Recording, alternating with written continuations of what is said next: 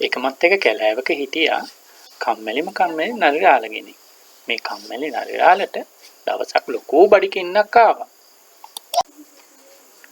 අප්පා යකෙක් කන්න තරම් බඩගිනි. චුට්ටක් ඇවිදලා බලන්න ඕන කන්න මොනා හරි හොයාගන්න පුළුවන්ද කියලා. මෙහෙම හිතපු නරියා කැලෑව දිහාවට ඇවිදගෙන ගියා. ඒත් මොකුත් මේ නරිරාළට හම්බුනේ නැහැ. ගම් ගෙදර පැත්තට ගියා නම් එහෙම කුකුලෙක් අල්ලගන්න.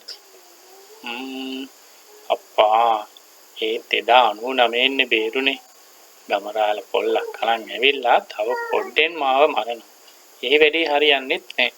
තව චුට්ටක් ඇවිදලා බලමුකෝ මොකටද.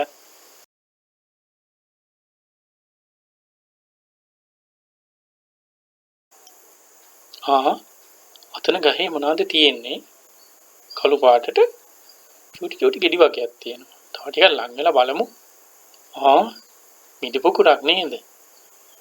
අද මගේ වාසනාව. අද මට මිදි කන්න පුළුවන්.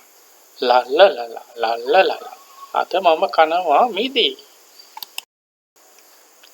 මෙහෙම සින්දුවකුත් කියන ගමන් නාරිය දුවගෙන ඇවිල්ලා උඩ පෑන්නා. මිදි පුකුර කඩා ගන්න හිතාගෙන. ඒ නාරියට මිදි පුකුරට ලං වෙන්න නම් බැරි වුණා. මිදි පුකුර තිබ්බේ ගොඩක් උඩින්. නාරියව ඩෝම් කියලා බීම වැටුණා. නාරියට හරිම දුකයි. මිදි පුකුර කඩා ගන්න බැරි වුණාට. ඒ වගේම හරිම තරහයි. නාරියා ඉතින් මෙහෙම හිතනවා. මේ කැලෑවල තියෙන මිදි තිත්තයි කියලා මං අහලා තියෙනවා. මේ මිදි කඩා ගන්නවට වැඩිය හොඳයි වෙන මොනා හරි හොයා ගන්නවා. මෙහෙම හිතපු නාරියා එමින් සීරුවේ ආයේ යන්න ගියා. ඉතින් නාරියට මිදි කන්න හම්බුනේ නැහැ. මේ නාරියා බඩගින්නෙම කැලෑවට යන්න ගියා.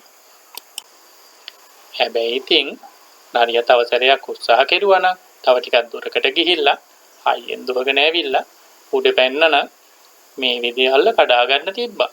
එහෙම නැත්තම් වෙන විදිහකට උත්සාහ කෙරුවා නම් සමහර දේවල් තියෙනවා එක විදිහකට උත්සාහ කරලා බැරි වෙන දේවල්. ඒ විදිහට කොච්චර උත්සාහ කෙරුවත් බෑ තමයි. ඒ වුණාට ඒක තවත් විදිහකට වෙන විදිහකට උත්සාහ කෙරුවොත් පුළුවන්. නාරියා මොලේ කල්පනා කෙරුවා නම් නාරියට විදිහට කඩා ගන්න තිබ්බා. ඔයාලා පුංචි තමයි. සමහර දේවල් ඔයාලට බෑ කියලා හිතෙනවා. උත්සාහය අතහැරලා දාන්නත් හිතෙනවා.